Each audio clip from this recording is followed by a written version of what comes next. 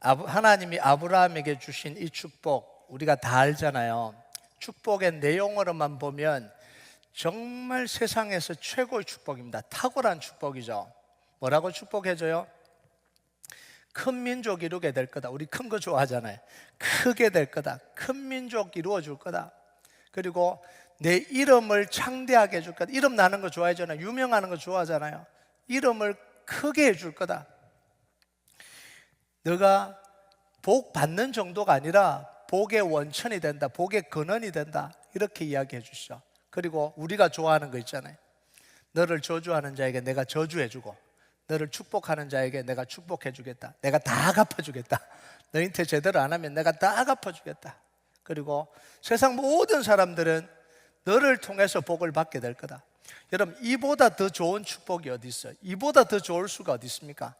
여러분, 이 축복 받으면 정말 든든할 것 같아요. 자, 그런데 아브라함에게 주신 이 축복 당장 이루어지지 않았습니다. 당장 이루어지는 축복이 아니에요. 축복은 지금 선언은 됐는데 그 성취는 과정을 통해서 점진적으로 이루어진다는 거예요. 여러분, 그 과정에서 가장 중요한 게 뭐냐면 하나님의 약속의 말씀을 믿고 기다리고 기도하고 그걸 이루어질 때까지 믿는 거예요. 그래서 하나님이 아브라함에게 이 놀라운 복을 선언하기 전에 먼저 뭘 하셨냐면 믿음의 행동을 먼저 요구하셨습니다. 우리 이걸 못 보거든요. 이게 1절이에요. 창세기 12장 1절이 먼저 나와요. 같이 읽겠습니다. 시작. 여호와께서 아브라함에게 이르시되 너는 너희 고향과 친척과 아버지 집을 떠나 내가 내게 보여줄 땅으로 가라. 이게 먼저예요. 믿음의 행동을 먼저 요구하시고 그 다음에 하나님이 이 축복의 리스트를 내용을 다 말씀해 주시는 거예요. 성경에서 선언된 하나님의 축복 모두 다 이 과정을 거칩니다. 단 하나도 빠짐없이 모두 다 이 과정을 거쳐요. 복이 선언됐다 그래서 그게 내 삶에 바로 이루어지는 게 아닙니다. 믿음을 통해서 그걸 내 삶에 받아들이는 과정이 필요한 거예요. 하나님은 6월절날 이스라엘 백성들을 죽음의 사자 가운데 다 건져주시겠다고 약속해 주셨습니다. 살은 거죠. 안 죽이겠다라는 거예요. 그런데 그건요, 하나님의 약속의 말씀을 믿고 뭐 해야 되는 거예요? 양을 잡아야 되는 거예요. 자기가 양을 잡고 양피를 문설주에다가 발라야 되는 거예요. 이 과정을 통해서 구원의 역사가 자기에게 이루어지는 거예요. 안 바르면 그게 안 이루어지는 거죠. 하나님이 노예로 잡혀있던 이스라엘 백성들에게 자유를 약속해 주시고 적과 꿀이 흐르는 땅을 약속해 주셨습니다. 자, 그런데 약속의 땅에 가서 적과 꿀을 먹으려면 뭘 해야 되는 거예요? 믿음으로 광야를 지나가야 돼요. 광야를 지나가는 과정을 거쳐야 가나안 땅에서 적과 꿀을 내 입으로 먹을 수 있는 거예요. 자, 이 과정을 거치지 않으면 하나님이 아무리 약속해 주셔도 하나님이 아무리 축복을 선언하셔도 이 믿음의 과정을 거치지 않으면 그게 내 입으로 들어올 수가 없는 거예요. 내 삶 속에서 체험하지 못하는 거예요. 그래서요, 아무리 좋은 말씀이 선포되고 아멘하고 받았다 하더라도 이 말씀이 정말 나에게 감동을 줬다고 하더라도 그건 실현된 축복은 아니에요. 그냥 내가 인지한 축복이고 그렇게 될 수 있구나 느낌의 축복이지 내 삶 속에서 실제로 이루어진 건 아니라는 거예요. 그 다음 단계가 필요한 거예요. 그런데 현대 그리스도인들은 어디까지 있냐면 딱 여기까지 있는 거예요. 좋은 말씀을 들으면 내 삶 속에 그게 성취됐다고 인식을 합니다. 이게 잘못돼 가는 거예요. 그러니까 계속해서 좋은 말씀은 듣는데 신앙은 성장하지 않아요. 귀만 발달을 합니다. 판단하는 것만 발달해요. 좋은 말씀인지 안 좋은 말씀인지 너무 잘 알아요. 정말 기가 막힌 건 뭔지 아세요? 그렇게 살지 않으면서 그렇게 살아라는 말씀을 좋아한다는 거예요. 저는 이거 충격을 받았어요. 말씀이 너무 좋아요. 그런데 이게 엄청난 말씀이거든요. 살아라는 말씀이거든요. 근데 전혀 살지를 않아요. 안 살아도 된다는 말씀에 반응을 해야 될 것 같은데 아니 살아야 된다, 안 살면 큰일 난다 이런 말씀에 막 은혜를 받고 반응을 해요. 이게 도대체 무슨 조화인지를 모르겠어요. 자, 민수기 14장 22절 23절 한번 볼까요? 가나안 땅을 약속하신 하나님이 동시에 이 이야기를 하십니다. 같이 읽겠습니다. 시작. 내 영광과 예곡과 광야에서 행한 내 이적을 보고서도 이같이 10번이나 나를 시험하고 내 목소리를 청종하지 아니한 그 사람들은 내가 그들의 조상들에게 맹세한 땅을 결단코 보지 못할 것이요 또 나를 멸시한 사람은 한 사람도 그것을 보지 못하리라. 다 약속해 주셨는데 결단코 보지 못하리라. 이게 뭐예요? 믿음의 과정을 안 거쳐가려고 했던 사람들. 우리는 단지 그냥 불평했다라고 생각하잖아요. 단지 그냥 불만을 표시했다고 생각하잖아요. 아니에요. 믿음의 과정을 안 걸어간 사람들입니다. 하나님의 복은 현재형으로 선언이 됩니다. 늘 현재형이죠. 자, 그런데 믿음의 과정을 거쳐야 됩니다. 그리고 난 뒤에 그게 우리에게 성취가 되는 거예요. 자, 이런 믿음의 과정을 거치지 않고 지금 당장 내가 원하는 걸 얻으려고 하는 게 뭐냐면 그게 우상숭배예요. 우리는 우상숭배 안 한다고 생각하잖아요. 믿음의 과정을 안 거치고 지금 당장 주세요. 지금 당장 원하는 게 뭐냐면 그게 무속이고 그게 우상숭배예요. 무속과 우상숭배는요, 과정이 필요가 없어요. 과정이 필요 없잖아요. 인격적인 관계가 필요 없습니다. 관계를 맺는 이런 게 필요가 없어요. 이 과정이 필요가 없어요. 점 치러 가면 뭐라고 물어요? 생년월일 묻고 이름 묻고 돈 내면 바로 줍니다. 그 사람이 어떤 사람이든 아무 상관이 없어요. 관계가 필요가 없는 거예요. 과정이 필요가 없는 거예요. 그래서 지금 당장 돈 주고 내가 원하는 걸 얻는 게 그게 무속이잖아요. 그게 우상숭배잖아요. 여러분, 이스라엘 백성들이 하나님을 버리고 우상숭배했던 이유가 있어요. 그게 뭐냐면 지금 당장 내가 원하는 걸 얻으려고 한 거예요. 지금 당장 내가 필요한 걸 내놔라는 거예요. 이게 우상숭배를 한 거예요. 여러분, 사울 왕이요, 하나님을 섬기는 사람이었잖아요. 하나님이 성령도 부어주시고 새 마음도 주시고 그냥 일반적으로는 하나님을 섬기는 사람이었습니다. 그런데 이 사울 왕이 전쟁을 눈앞에 두고 난 뒤에 하나님께 물어요. 하나님이 대답을 안 해요. 선지자로 대답 안 하고 우림으로도 대답 안 하고 아무리 물어도 대답 안 합니다. 이렇게 하잖아요. 그럼 이 과정을 안 거치는 거예요. 기다리고 묻고 하는 과정을 안 거치는 거예요. 그래서 하나님 대답 안 하니까 뭐해요? 지금 당장 내가 원하는 걸 얻어야 되겠다고 신접한 여인을 찾아가서 바로 그 자리에 누구를 불러올려요? 사무엘을 불러올리죠. 물론 그것도 사무엘은 아니죠. 귀신이 올라온 거죠. 이게 뭐냐면 우상숭배. 이게 우상이에요. 믿음의 과정을 안 거치겠다는 거예요. 내가 답답하니까 지금 당장 하나님이 응답하시고 지금 당장 하라는 거예요. 여러분, 그런데 그 결과가 뭐예요? 그 결과가 망하는 거라는 거예요. 지금 당장 내가 원하는 걸 얻고 지금 당장 믿음의 과정을 안 거치고 내 마음대로 하겠다면 결과는 뭐냐면 뻔한 거예요. 결과는 망하는 걸로 가는 거예요. 그래서 하나님이 이스라엘 백성들에게 이야기하셨잖아요. 에레미야 2장 13절 같이 읽겠습니다. 시작. 내 백성이 두 가지 악을 행하였나니 곧 그들이 생수에 거는데는 나를 버린 것과 스스로 웅덩이를 판 것인데 그것은 그 물을 가두지 못할 터진 웅덩이들이니라. 자, 생수에 거는데는 나를 버렸다는 건 뭐냐면 하나님을 버린 거잖아요. 자, 이렇게 이야기를 하면 목사님, 저는 하나님 안 버렸어요. 버린 적이 없어요. 이렇게 이야기합니다. 다 뭐라 그러냐면 이 말씀 앞에서 나는 아니죠 이러고 있는 거예요. 이 말씀을 읽으면서 이게 나구나 이렇게 생각하는 사람 없어요. 다 뭐냐면 하나님, 저는 아니잖아요 이렇게 이야기를 해요. 이 말을요 좀 풀어서 설명하면 이런 거예요. 생수에 거는 데는 나를 버렸다. 이걸 구체적으로 말하면 뭐냐면 하나님의 약속을 믿지 않고 하나님의 약속을 붙잡지 않고 기도하고 기다리지 않겠다라는 거예요. 이게 생수에 거는 데는 나를 버렸다라는 거예요. 그리고 스스로 웅덩이를 판 건 뭐예요? 내 생각대로 하겠다는 거예요. 하나님의 뜻을 안 기다리고 하나님의 응답 안 기다리고 내 뜻대로 해버리겠다는 거예요. 내가 하고 싶은 대로 하겠다는 거예요. 기도하면서 오랜 시간 약속의 말씀을 붙들고 하나님이 응답하실 때까지 안 기다리고 내 마음 편한 대로 해버리겠다는 거예요. 이게 웅덩이를 판 거예요. 여러분, 내 생각대로 하면, 내가 원하는 대로 하면 결과는 뭐냐면 터진 웅덩이라는 거예요. 노력은 계속 하는데 계속 쏟아붓는데 결국은 해결이 안 된다라는 이야기예요. 노력을 하니까 해결이 되는 줄 알아요. 웅덩이 속에 물이 잠깐 차 있으니까 해결이 되는 줄 알아요. 괜찮은 줄 알아요. 근데 그거 다 빠져버리잖아요.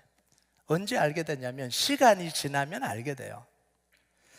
여러분, 아브라함이요, 처음 하나님을 부름받았을 때가 몇 살이냐면 75세, 75살입니다. 75살이면 굉장히 늦은 나이죠. 보통 하나님이 10대에 부르시거나 아니면 20, 30대에 불러요. 그런데 75세에 불렀다는 건 이건 늦어도 너무 늦은 나이입니다. 그러면 75세에 불렀다면 빨리 진행시켜줘야 되잖아요. 하나님이 늦게 불렀으니까 하나님이 그래도 양심이 있으면 늦게 불렀으면 좀 빨리 진행시켜줘야 이게 맞는 거잖아요. 자, 그런데 하나님의 속도 한없이 느리기만 합니다.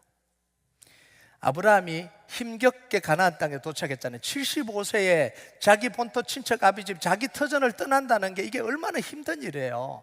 이민도 좀 빠른 때에 오면 좀 편하잖아요. 40, 50대 오면 너무 고생이잖아요. 근데 75세 이민을 선택하고 간 거예요. 그러면 하나님이 불러서 기도하고 결단하고 갔으면 좋은 일이 일어나야 되잖아요. 힘겹게 가나안 땅에 왔는데, 그런데 가나안 땅에 도착하자마자 뭐가 일어나요? 기적이 일어나야 되잖아요. 하나님이 함께 하심을 보여줘야 되잖아요. 그런데 오히려 뭐가 찾아와요? 어려움이 찾아오잖아요. 기근이 찾아오잖아요. 그리고 더 이상 살 수 없다고 판단하고 이집트로 또 이주를 하잖아요. 여러분, 이게 얼마나 괴로운 일이에요. 우리가 한국에서 이민을 미국 왔는데 미국 살 수 없어서 멕시코로 가야 돼요. 얼마나 답답한 일이에요, 이게요. 축복 준다고 왔는데 아버지 집에 있을 때보다 더 힘들어요. 대단한 축복 준다고 왔는데 차라리 아버지 집에 있었으면 더 나을 것 같아. 더 힘들어요. 이집트로 내려갔는데 바로에게 아내 빼앗길 뻔했어요. 큰일 날 뻔했죠. 함께 왔던 조카는 자기를 배신까지라고 표현하기는 좀 어려운데 신의를 안 지키고 떠나버리잖아요. 조카를 잃어버렸어요. 이런 일들이 일어나는 거예요. 이럴 거면 하나님이 왜 가나안 땅에 오라 그랬냐는 거예요.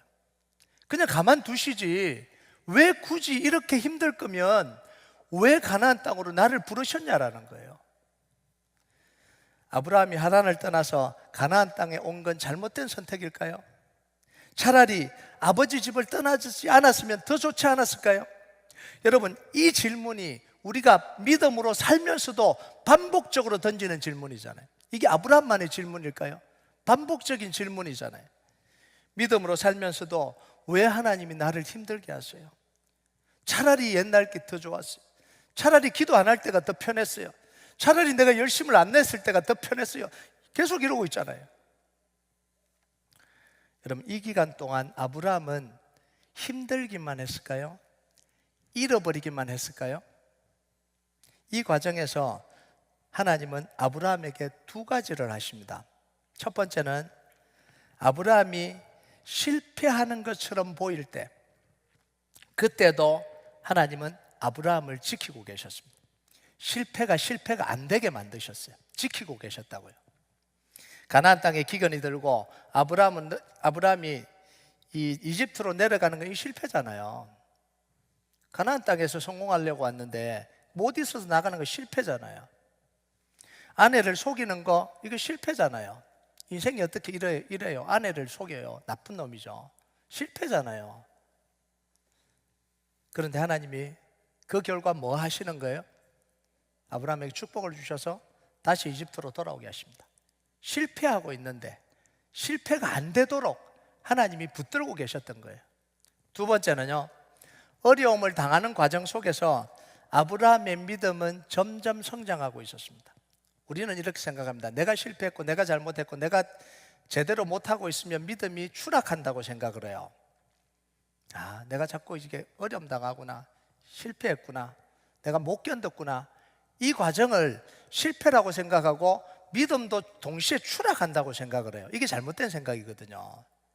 여러분, 이 과정을 거치고 난 뒤에 아브라함이 롯과 헤어질 때 말을 한번 들어보자고요. 창세기 13장 8절 9절 같이 읽겠습니다. 시작. 아브라함이 롯에게 이르되 우리는 한 친족이라. 맞나요? 같이 읽겠습니다. 나나 너나 내 목자나 내 목자가 서로 다투게 하지 말자. 내 앞에 온 땅이 있지 아니하냐. 나를 떠나가라. 내가 좌하면 나는 우하고 내가 우하면 나는 좌하리라. 힘겨운 일을 겪었는데 아브라함의 믿음은 뭐 하고 있었던 거예요? 성장하고 있잖아요.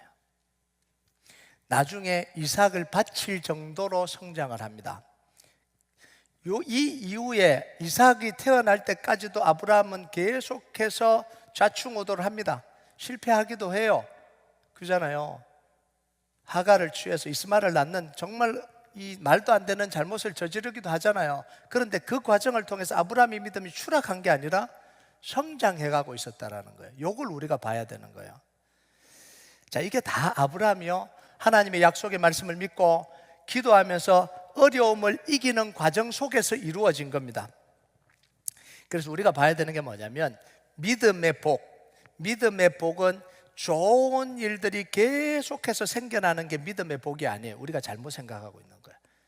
이게 잘못 입력이 됐기 때문에 하나님 기도했는데 왜 어려운 일이 생겨요? 하나님의 약속을 믿고 갔는데 왜 그곳에서 축복이 없어요? 이런 이야기는 뭐냐면 우리 머릿속에 뭐가 각인이 되어 있냐면 하나님의 축복은 좋은 것, 잘 되는 것, 어려움이 안 일어나야 되는 것, 이게 머릿속에 각인이 되어 있는 거예요. 그런데 하나님의 축복은 뭐냐면 좋은 일이 아니라 어려움을 극복하는 게 하나님의 축복입니다. 대적의 공격을 이겨가는 게 이게 하나님의 축복이에요. 예수 그리스도의 이름으로 반대와 이 시련을 이겨가는 게 하나님의 축복입니다. 그래서 우리는 믿음을 싸움이라고 이야기하죠. 믿음을 전쟁이라고 이야기합니다. 그건 뭐냐면 우리를 방해하고 무너뜨리려고 하는 걸 이겨가는 게 이게 축복이라고요. 자, 우리는요, 그래서 뭘 보냐면 눈에 보이는 성공을 봐요. 그리고 매출이 막 올라가는 걸 봅니다. 기도하면서 이 매출이 올라가야 돼요. 이 매출이 안 올라가면 하나님 또 원망합니다. 기도했는데 왜 매출이 안 올라가냐는 거예요. 상황이 좋아지는 것만 생각합니다. 기도를 시작했으면 이 자녀들의 문제든 이 부모님의 문제든 자기 문제든 조금이라도 좋아져야 돼요. 조금이라도 안 좋아지거나 그 상태가 되면 두려워져요. 갑자기 내 기도가 아무런 소용이 없나? 이런 생각이 찾아온다고요. 이게 잘못된 생각들이죠. 그런데 그 어려움 중에 뭐가 일어나고 있냐면, 씨름하는 중에 뭐가 일어나고 있냐면 내 믿음이 성장하고 있다는 걸 못 보고 있는 거예요. 그 씨름하는 중에 내 믿음이 지금 성장해 가고 있는 거예요. 그리고 하나님의 음성을 듣기 시작하고 있는 거예요. 씨름하고 있는 거예요. 왜 하나님 응답 안 해주세요? 왜 이런 일이 일어나요? 이게 다 뭐냐면 질문입니다. 하나님을 향하여 지금 여러분은 질문하고 있는 거예요. 하나님 언제까지 참아야 됩니까? 이게 다 뭐냐면 다 질문을 하고 있는 거예요. 그래서 그걸 계속해서 해나가면 하나님이 대답을 해주십니다. 그래서 내가 지금 실패하고 있는 것 같고요, 삶이 고전하고 있는 것 같고요, 내 눈에 보이는 성과가 없는 것 같아도 내가 믿음에 성장하고 있다면 그건 축복입니다. 하나님의 음성을 듣고 있다면 그건 축복입니다. 하나님과 소통하고 있다면 그건 되고 있는 거예요. 그건 축복이에요. 제가 아는 사업하는 한 분이 계세요. 제가 한번 이야기를 했던 것 같은데, 식당을 인수했다가 잘 안 돼요. 생각대로 안 돼요. 하면 할수록 힘들어요. 그래서 있는 돈도 다 거기다 다 몰아넣은 거예요. 그러니까 기도를 시작했잖아요. 새벽 기도 나와서 매일 새벽 기도 나와서 기도를 했습니다. 정말 열심히 기도했습니다. 제가 봐도 열심히요. 죽도록 기도를 해요. 그럼 우리는 뭘 기도해요? 해피엔딩을 기대하잖아요. 반전이 일어나기를 기다리잖아요. 그랬으면 좋잖아요. 목사님 저도요, 기도해 주면서요, 제발 좀 반전이 일어났으면 좋겠다, 이 마음이요. 제발 하나님 좀 기적을 일으켜서 반전이 좀 일어나게 해주세요. 그래야 목사 체면도 좀 쓰잖아요. 기도해 주면 하나님 할렐루야 하나님이 하셨다 이래야 되잖아요. 결국은 식당 접었어요. 엄청나게 힘들어졌습니다. 그러고 나서 저를 찾아와서 이야기를 했어요. 저는 마음의 준비를 하고 있었습니다. 무슨 이야기를 할지 뻔히 알고 있으니까. 찾아와서 목사님 저는 이제 더 이상 하나님 안 믿어요. 왜 나한테 이런 고난을 주시는 거예요?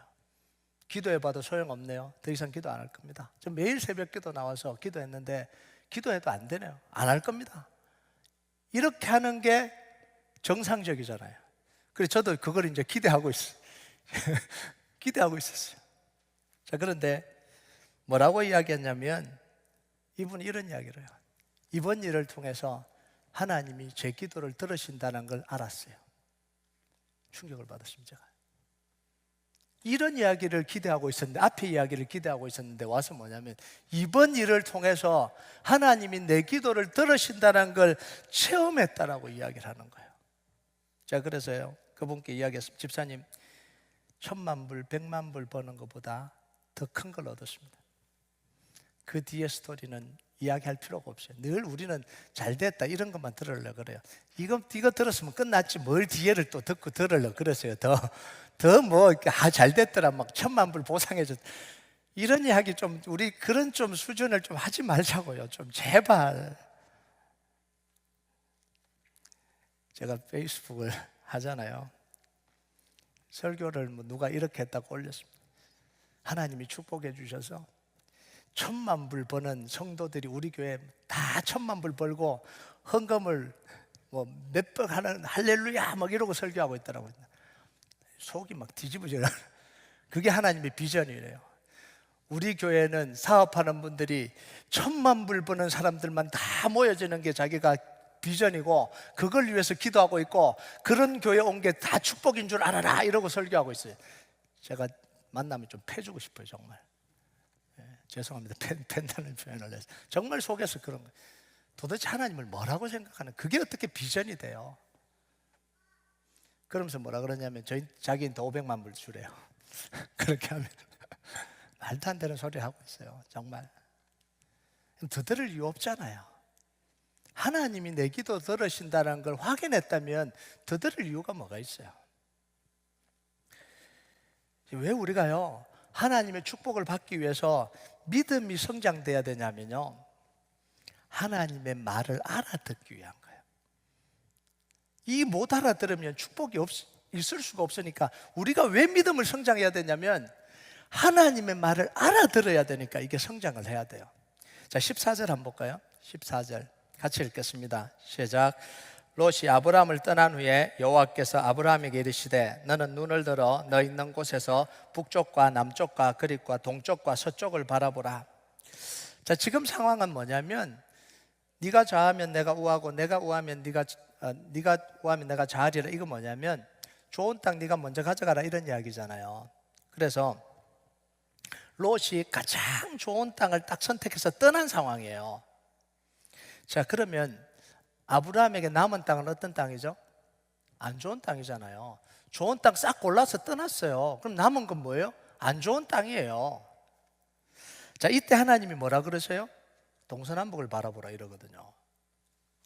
자, 그러면 바라보면 뭐예요? 좋은 땅 이미 다 가져갔는데 이미 좋은 땅을 먼저 선택해서 가져갔는데 그 땅에서 동서남북 바라보면 뭐예요? 나쁜 땅이잖아요. 바라보면 뭐예요?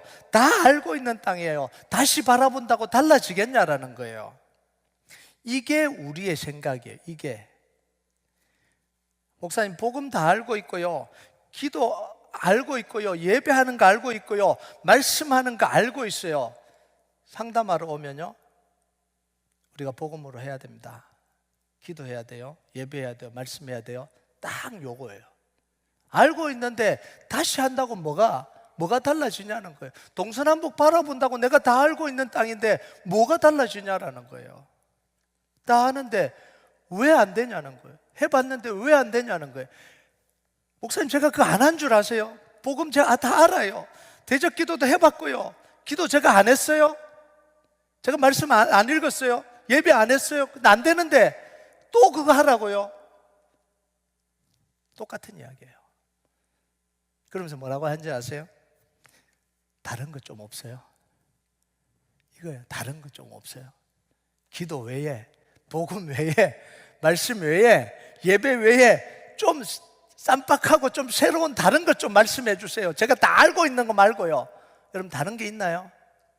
다른 게 없잖아요. 여러분 육신으로 눈으로 볼 때는 달라질 게 하나도 없어요. 자, 그런데 하나님의 약속을 가지고 보면 완전히 달라집니다. 15절과 16절 한번 볼까요? 같이 읽겠습니다. 시작. 보이는 땅을 내가 너와 내 자손에게 주리니 영원히 이르리라. 내가 내 자손이 땅의 티끌 같게 하리니 사람이 땅의 티끌을 능히 셀 수 있을진데 내 자손도 세리라. 하나님이 아브라함에게 동서남북을 바라보라면서 뭘 보라는 거예요? 땅이 좋은지 안 좋은지 보라고 한 거 아니에요. 땅을 보면서 뭐 하라는 거예요? 하나님의 약속을 기억하라는 거예요. 가나안 땅이 비옥해서 좋은 땅 아니잖아요. 왜 좋은 거예요? 하나님의 약속이 있으니까 좋은 거잖아요. 하나님의 돌보심이 있으니까 좋은 거잖아요. 하나님의 공급하심이 있으니까 좋은 땅이죠. 여러분, 제가 말씀 읽고 기도하고 복음으로 하고 다 하라는 건 뭐예요? 그냥 아는 게 아니라 육신의 눈으로 보는 게 아니라 그 속에 역사하실 하나님을 보라는 거잖아요. 그걸 통해서 역사하실 하나님을 보라는 거잖아요. 여러분, 이건요 육신의 눈에는 안 보여요. 아무리 보려 그래도 안 보여요. 롯은 이게 안 보이니까 비옥해 보이는 요단 동쪽을 선택한 거예요. 소아를 선택한 거예요. 소돔 고모라 선택한 거예요. 영적인 눈이 안 열려지니까 눈에 보이는 가장 좋은 걸 선택했습니다. 그래서 결국 결과가 뭐예요? 재산도 뺏기고 자기 아내도 잃어버리고 다 잃어버린 결과로 가잖아요. 하나님이 아무리 축복 주려고 해도 안 보이면 줄 수가 없습니다. 아무리 말을 해도 못 깨달으면 줄 수가 없어요. 우리가 믿음이 필요하고 깨어 있어야 되는 이유가 뭐냐면 하나님의 약속을 깨닫기 위해서요. 하나님의 말씀을 깨닫게 하기 위함입니다. 여러분, 하나님이 말씀하실 때 아브라함 이거 알아들었을까요? 하나님이 말씀하실 때 이게 지금 뭔 이야기인지 아브라함이 알아들었을까요? 아브라함은 하나님이 보라고 한 거 봤을까요? 아브라함은요 정확하게 봅니다. 하나님이 뭐라고 말씀하시는지 이해를 해요. 아, 이게 그런 이야기구나 깨달아요. 자, 18절을 한번 볼까요? 18절 같이 읽겠습니다. 시작. 이 아브라함이 장막을 옮겨 헤브론에 있는 마므레 상수리 숲에 이르러 거주하며 거기서 여호와를 위하여 제단을 쌓았더라. 자, 이 땅이 축복이란 걸 몰랐다면, 하나님이 보란 걸 못 봤다면 뭐 했겠어요? 불평했겠죠. 좋은 땅 롯이 다 가져갔어요. 좋은 땅도 아닌데 보면 뭐해요? 이렇게 불평했을 겁니다. 아무것도 없는 땅에 뭘 보라 그러십니까? 이렇게 이야기했을 거예요. 이게 뭔 축복의 땅이냐고 이렇게 이야기했을 거예요. 자, 아브라함이 이해가 안 됐으면 제단을 쌓았을까요? 예배 드렸을까요? 불평했지. 여러분, 시험 들고 불만 있고 불평이 있으면 제일 먼저 안 하는 게 뭐죠? 기도 안 하잖아요. 죄송한데 여러분들 시험 들고 불평 있으면 기도 안 하잖아요. 말씀 안 읽잖아요. 예배 제대로 안 드리잖아요. 이게 반응이거든요. 근데 아브라함은 뭐예요? 장막을 옮겨서 하나님 앞에 제단을 쌓았다는 거예요. 뭐예요? 깨달았다는 거예요. 하나님 보라는 걸 봤다라는 이야기입니다. 알아들었다라는 이야기입니다. 75세 아브라함을 부르신 하나님은 자기 스케줄대로 아브라함을 이끌어 갔어요. 25년이 지나서 100세나 돼야 이삭을 주십니다. 보통 사람들은 언제 주시죠? 20살에서 30살 요 사이에 주시잖아요. 초다들 요 사이에 주는 걸 하나님은 아브라함에게 75세에서도 늦었는데도 25년을 더 기다리게 해서 100세의 아들을 주셨습니다. 자, 그런데 하나님은 아브라함에게 약속한 모든 걸 다 이루셨습니다. 여러분, 20세에 30세에 준 사람도 다 안 이루어지잖아요. 그런데 100세에 주셔도 하나님은 하나님이 약속한 걸 다 이루셨습니다. 큰 민족 이루는 거, 내 이름을 크게 해주는 거, 그리고 너를 복의 근원이 되게 해주는 거, 너를 축복하는 자에게 축복하고 저주하는 자에게 저주하게 해주는 거, 아브라함을 통해서 모든 민족이 복을 받게 해주는 거, 이거 다 이루어졌어요. 100세 때 이삭을 주셔도 하나님은 그걸 다 이루셨다는 거예요. 누구보다 늦게 시작했는데 누구보다 더 큰 축복을 얻은 사람이 누구냐면 이 아브라함입니다. 여러분, 하나님의 축복은 좋은 환경에서 이루어지지 않아요. 오히려 척박한 곳에서 믿음의 꽃을 피웁니다. 척박한 곳에서. 척박한 곳에 하나님의 축복입니다. 여러분, 여러분의 임한 자리, 여러분이 있는 그 자리가 가장 어려운 자리라면 하나님은 분명하게 역사하실 자리입니다. 하나님이 분명하게 역사하실 자리입니다. 제가 다시 이야기합니다. 여러분이 서 있는 자리가 가장 어려운 자리, 여러분이 서 있는 환경이 가장 어려운 환경, 여러분이 있는데 가장 큰 고통을 겪고 있는 그 자리라면 하나님은 분명하게 역사하실 자리입니다. 하나님이 역사하지 않으면 못 살잖아요. 하나님이 역사하지 않으면 믿음으로 살 수가 없잖아요. 그러니까 하나님이 역사 안 할 수가 없는 거예요. 자, 그래서 2015년도에 미국 교회가 나가라 그랬을 때 제가 속으로는 너무 기뻤다 그랬잖아요. 왠 줄 아세요? 하나님이 역사하지 않으면 안 되니까. 그 전에 교회를 나가라 그랬는데 갈 곳이 없잖아요. 갈 곳이 없는데 하나님이 역사하지 않으면 더 이상 교회는 지탱이 안 되니까 이거는 하나님이 역사하실 수밖에 없는 거예요. 인간적으로는 좀 걱정이 되기는 했는데 속에서 너무 기뻤습니다. 왜냐하면 그전에 너무 눌렸거든요. 하나님 역사하지 않는 이 상황이 너무 답답해서 너무 눌려. 교회도 있고 안정적이긴 한데 너무 답답해서 막 미칠 것 같았어요. 그런데 그 전화를 받는 순간 제 속에 이 답답함이 팍 터져나갔어요. 아, 이제는 하나님이 역사하지 않고는 안 되는구나. 이제는 내가 안달할 이유가 없는구나. 하나님 역사하지 않으면 안 되는 상황이구나. 그게 너무 감사한 거예요. 너무 좋은 거예요. 여러분, 좋은 환경을 자꾸 만들어 가려고 그러지 마세요. 기도할 수 있는데 멀어졌어요. 기도하려고 하니까 추워요. 기도하려고 하는데 이게 안 좋아요. 환경이 좋아지면 기도할 수 있는 이 에너지도 떨어집니다. 제가 늘 이야기했잖아요. 목사님, 교회 가까이로 이사를 합니다. 그러면서 꼭 덧붙여요. 안 붙이 말을 하지 말든가. 새벽 기도는 제가 매일 나올 수 있겠네요. 제가 처음에는요, 첫 성도가 그럴 때는 할렐루야, 너무 감사하다. 하나님이 이렇게 또 기도하게 해주시네. 안 나와요. 20-30분 차 타고 나올 때는 일주일에 한 2-3번 나오더니 5분도 안 걸리는데 한 번도 안 나와요. 누군지 이야기 안 합니다. 여기 없어요. 우리 교회 없어요. 없으니까 제가 이야기하죠. 그 다음부터 비슷한 이야기를 성도들이 많이 해요. 하나님, 교회를 우리 집 옆으로 옮겨주셨어요. 제가 옆으로 갔어요. 아, 기도하라고 그런가 봐요. 안 나와요. 기도 안 해요. 여러분, 환경이 좋아지면요, 할 것 같죠? 안 해요. 제가 이제 목회를 오래 하다 보니까 안 속아요. 성도들이 안 속아요. 그래서 여러분들이 좀 실망할지도 몰라요. 막 자기는 막 익사이팅해서 막 목사님 그런데 저는 반응을 안 하거든요. 속으로 뭔 생각하냐면 아이고 주여 저 어떡하나 이런 생각이 제 속에 들거든요.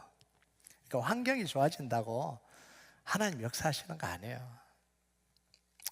여러분, 하나님의 약속은요, 아무리 어려워도 반드시 이루어집니다. 우리가 하나님을 믿고 따라가는 한 늦은 시간은 없어요. 따라가고 있다면 늦은 건 없어요. 하나님은 항상 퍼펙트한 타이밍에 역사하십니다. 우리가 조급하고 우리가 못 기다리고 우리가 불안한 거예요. 여러분, 나의 웅덩이를 파지 마시기 바랍니다. 근데 우리는 자꾸 나의 웅덩이를 파요. 여러분, 우리가 여호수아 프로젝트를 하면서요, 수없이 엎어질 뻔하고 수없이 기다려야 되고 수없이 실망했잖아요. 그때 마음속에 드는 생각은 뭐예요? 다른 웅덩이를 파야 되나? 이런 생각이 계속 하잖아요. 여기가 아닌가? 다른 데를 알아봐야 되나? 이런 마음이 계속해서 올라오잖아요. 여러분, 다른 웅덩이를 팠다면 어떻게 되겠어요? 하나님을 경험하지 못하는 거예요. 이루어지지도 않고 이 역사가 이루어지지도 않고. 그러니까 하나님이 다른 웅덩이 파지 말라는 거예요. 하나님의 때에 하나님이 역사하시니까 기도하고 있다면 계속 기도하라는 거예요. 기다리고 있다면 계속 기다려라는 거예요. 하나님 분명하게 말씀하실 때까지 계속해서 가라는 거예요. 여러분, 하나님은 오늘도 우리에게 눈을 들어서 동서남북을 바라보라고 이야기합니다. 여러분의 상황 속에서 동서남북을 바라보라고 이야기합니다. 그런데 여러분, 우리는 이런 생각을 하잖아요. 바라본들 뭐하나 이런 생각이 들잖아요. 지금 내가 힘든데 바라본들 뭐하나 이런 생각이 들잖아요. 그런데 하나님 뭐라 그러냐면 동서남북을 바라보라는 거예요. 여러분, 왜 동서남북을 바라보면서도 왜 우리가 의기소침합니까? 왜 고민해요? 왜 두려워해요? 하나님이 보라는 걸 안 보고 내가 보고 싶은 걸 보니까 그런 거예요. 하나님이 보라는 약속을 안 보고 내가 보는 것, 그게 뭐예요? 언제 이루어지나, 왜 안 바뀌나, 왜 안 좋아지나, 이걸 보니까 보는데도 안 되는 거예요. 보는데도. 여러분,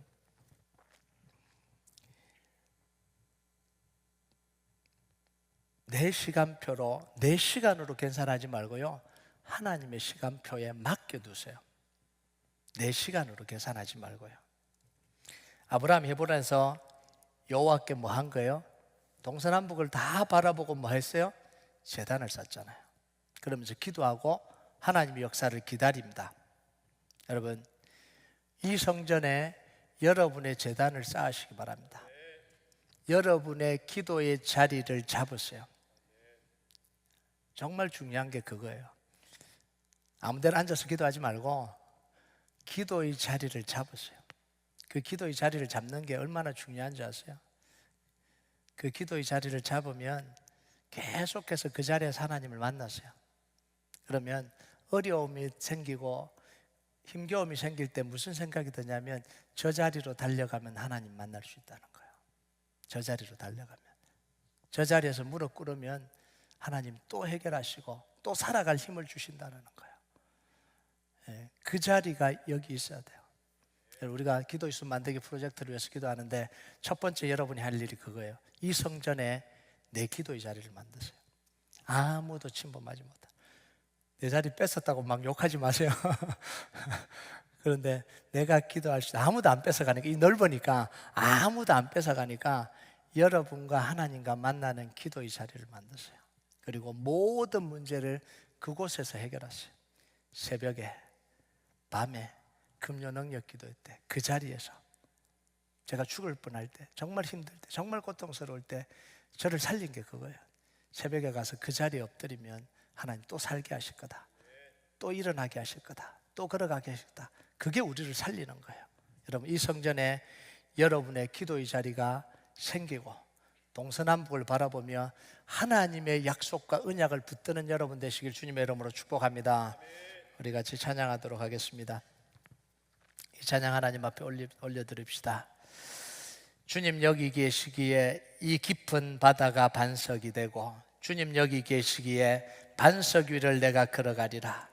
주님 여기 계시기에 저 거친 파도가 반석이 되고, 주님 여기 계시기에 반석 위를 내가 걷습니다. 우리 주님이 오늘도 함께 계시고 나와 함께 계시고 내 기도 들으십니다. 우리가 이 고백 하나님 앞에 같이 올려드리겠습니다. 주님 나를 부르시니 두려움 없이 배에서 나아가리라. 배에서 나아가리라. 주님 나를 부르시니, 주님 나를 부르시니, 주님 내게 오라시니, 주님 보고 계시기에, 주님 보고 계시기에 의심치 않고 바다를 걸어가리라. 바다를 걸어가리라. 주님 보고 계시기에, 주님 보고 계시기에, 주님 여기 계시기에, 주님 여기 계시기에, 아멘. 주님 여기 계시기에, 주님 여기 계시기에 이 깊은 바다가 반석이 되고, 주님 여기 계시기에, 주님 여기 계시기에 반석 위를 내가 걸어가. 주님 여기 계시기에 저 거친 파도가 반석이 되고, 계시기에 저 거친 파도가 반석이 되고, 주님 여기 계시기에 반석 위를 내가 내가 걷습니다. 우리 다시 한번 고백합니다. 주님 나를 부르시니 주님 나를 부르시니 두려움 없이 배에서 나아가리라. 두려움 없이 배에서 나아가리라. 주님 나를 부르시니 주님 나를 부르시니 주님 내게 오라시니 주님 보고 계시기에 주님 보고 계시기에 의심치 않고 바다를 의심치 걸어갑니다. 않고 바다를 걸어가리라. 주님 보고 계시기에 주님 보고 계시기에 주님 여기 계시기에 주님 여기 계시기에 우리의 고백으로 찬양합니다.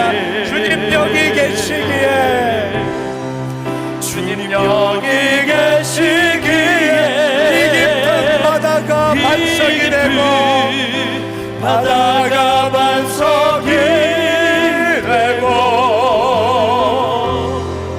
주님 여기 계시기에 반석 위를 내가 걸어가리. 주님 여기 계시기에 주님 여기 계시기에 저 거친 파도가 반석이 되고 주님 여기 계시기에 반석 위를 내가 걷습니다. 주님 여기 계시기에 이 깊은 바다가 반석이 되고 주님 여기 계시기에 이 깊은 바다가 반석이 되고 주님 여기 계시기에 주님 여기 계시기에 반석 위를 내가 걸어가. 우리 주님 오늘도 여기에 계십니다. 주님 여기 계시기에 저 거친 파도가 반석이 되고 주님 여기 계시기에 반석 위를 내가 걷습니다. 주님은 나의 산성 주님은 나의 산